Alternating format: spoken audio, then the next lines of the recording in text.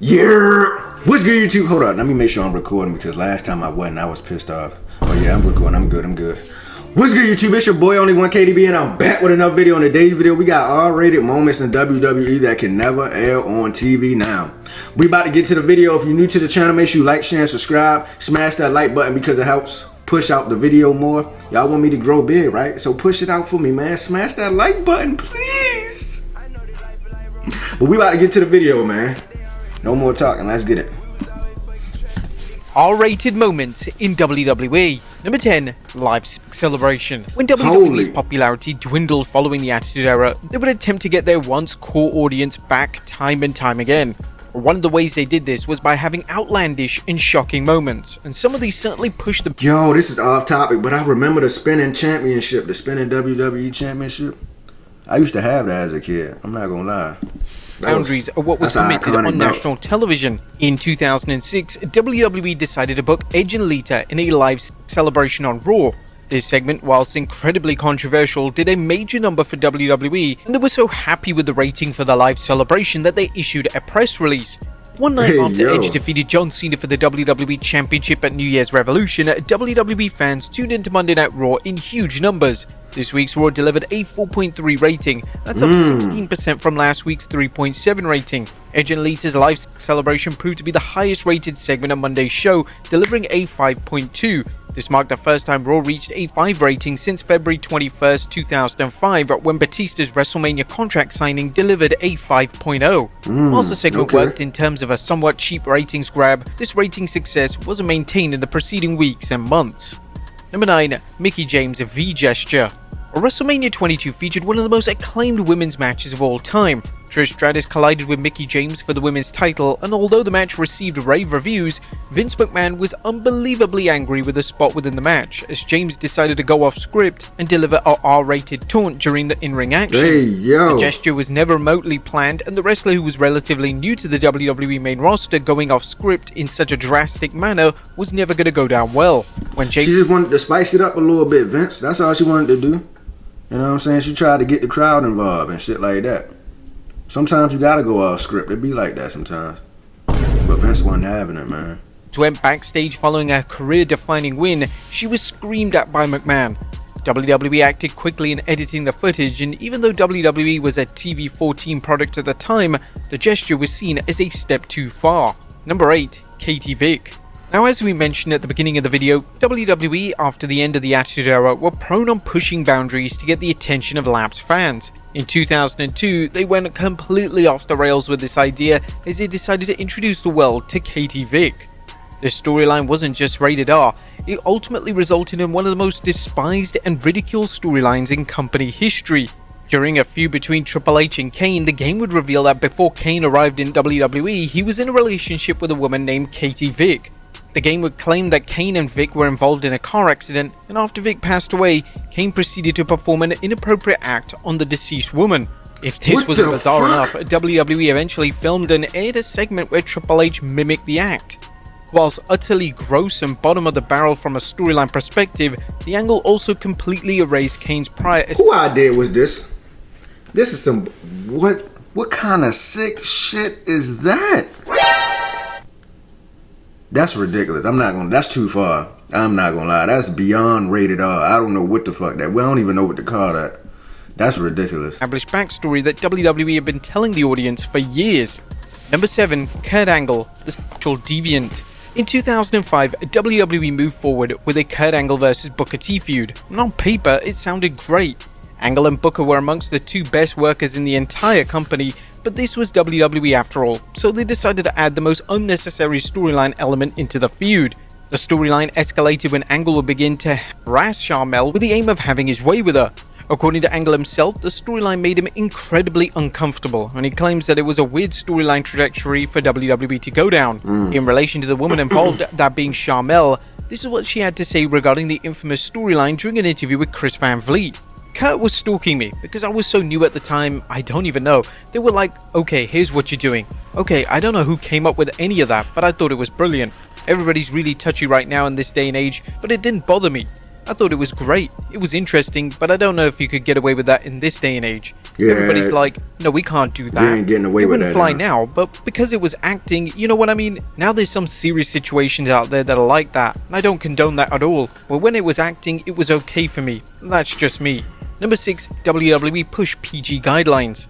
Since WWE transitioned into a PG product in 2008, they've been reluctant to book any truly rated R moments. However, WWE still from time to time like to push the boundaries in this regard, and even Vince McMahon was in favor of breaching PG guidelines on a rare occasion. One of the times WWE did this was in early 2019, as a stagehand walked into Alexa Bliss's locker room and she appeared to be without a top. Dave Meltzer from the Wrestling Observer commented on the segment by stating that WWE were trying to make things sexy. So the idea is that they wanted to bring back this idea of God only knows what. It's like old time stuff. It's like whatever, that stuff's on regular TV shows all the time too. It was an attempt to do something that was very awkward in execution, but it was an attempt to make things sexy. That's all it was.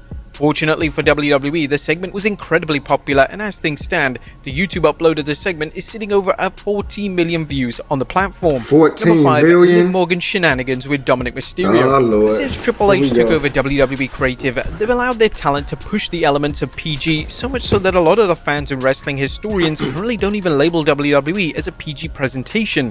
One of the ways they've pushed the boundaries have been creating edgy content has been with Dominic Mysterio and Liv Morgan. Their relationship has been filled with innuendos and suggestive acts, and the best example of this was on the June 10th, 2024 edition of Raw. Morgan would make her presence felt during a match on the show, and she would end up being knocked off the apron straight onto Mysterio.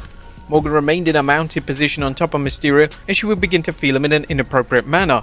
WWE are taking a huge risk with segments of this nature, as of course the content of them could easily upset network executives and sponsorships, but they have been mostly well received, and the incredible social media numbers speak for themselves. I mean, I don't give a damn. They about to move anyway. They going to Netflix, so it is what it is. And I meant to ask y'all this: when they was doing rated R stuff, like before it was PG.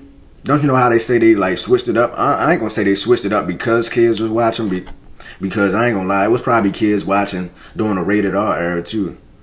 But like, if it was kids watching back then, and it's kids watching now, what the fuck is the difference? I mean, I guess their parents wouldn't let them watch back then because it was so fucking rated R and vulgar. I don't fucking know, but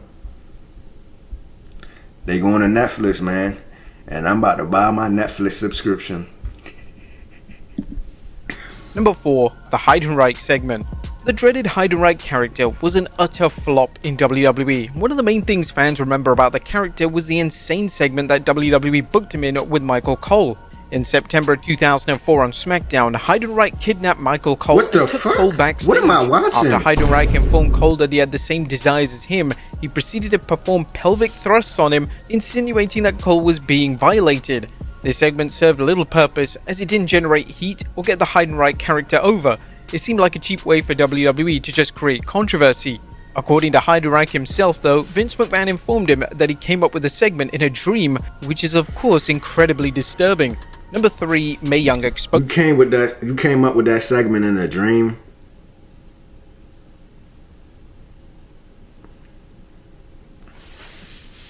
No comment. Herself. Burying yourself in the women's division was a common theme in the Attitude Era, and whilst this caused major shock value, it was inevitably going to get the WWE into big trouble. At the 2000 Royal Rumble pay-per-view, a swimsuit contest would be gatecrashed by Mae Young, and Young decided to rip off her swimsuit to show her saggy top half. Whilst this wasn't anything too controversial for the respective time, this was the first pay-per-view to air free in the UK on Channel 4, and the network was absolutely livid. Due to the scenes on display, this forced Channel 4 to air all future WWE pay-per-views with a delay, and they would edit out anything that they believed was too controversial. Number 2, Hotel Shenanigans. The SmackDown product in late 2002 was on fire, as the product was being written by Paul Heyman and he was doing an exemplary job with presenting young stars. Whilst the product was being celebrated by fans, one storyline that SmackDown was committing to was leaving fans baffled. The feud between Dawn Marie and Tori Wilson lasted for months, and it only existed to try and appeal to the Attitude Era audience, which had unfortunately for WWE disappeared the year prior.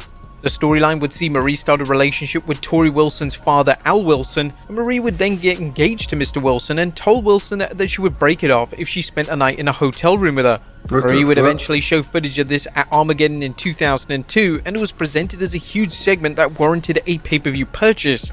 In the footage, the two women would strip and kiss, and although the footage received a big reaction, it probably didn't warrant a pay-per-view slot. The storyline then went completely off the rails when Mr. Wilson died from a heart attack, and in a crazy plot twist, it was revealed that the heart attack was caused by having too much stamina in bed. And number 1, Kelly Kelly. Mr. Wilson. Former Divas champion Kelly Kelly would make her WWE debut. I remember Kelly Kelly of the ECW brand. At first, WWE evidently had no desire to have Kelly to be a prominent in-ring talent, as it booked her as an exhibitionist. Kelly would perform a tease for her debut, and this was incredibly risque even for 2006. In relation to how the segment and character came about, Kelly revealed all during an interview with Chris Van Fleet, and the insane thing about this segment is that Vince McMahon showed Kelly how he wanted it to be performed on TV. Paul Heyman called me and said, "We have this idea, and it's this gimmick, and you're going to come out and you're going to do this tease, and then your jealous boyfriend is going to come out and wrap you in a towel." Vince is like, "It'll be fine, I'll teach you the moves." I was like, well, whatever. I'll teach you the moves is crazy work. What the fuck, man? This is some crazy shit right here. Talking about I'll teach you the moves. I have to do to get my foot in the door. My first day, I remember Triple H and Vince were all in the room, and I'm not gonna lie, they was never gonna have you in ring, Kelly Kelly. They were just using you for segments like that. Now I don't know if you could perform in the ring or not, because I don't remember watching none of your matches. But I think you would have been a well in-ring performer. But they never gave you a shot, man. Hopefully you can come back. How old you is now? How old are you? My bad. You already know the grammar police watching. It's not how old is you, it's how old are you. I get it. Be quiet. This is my classroom. Be quiet. But yeah, you can come back now. Triple H would probably give you a shot. We're just like, alright, these are the basic moves that we need. I'm like sitting there and I'm watching Vince McMahon, who I watched when I was 13 years old and just idolized, and he's got a chair and he swings his jacket around. That's a visual I don't think we ever want to see. But there you have it, folks. R-rated moments in the WWE. Alright, man, that's going to do it for the video. Make sure y'all subscribe to WrestleMania, and make sure y'all subscribe to that boy Only One KDB, because he be dropping banger after banger after banger. But we about to get out of here, man. Make sure y'all like, share, and subscribe. Smash that like button because it helps me get into the algorithm. And hit that notification bell so you're notified when I drop another banger. We out of here, man.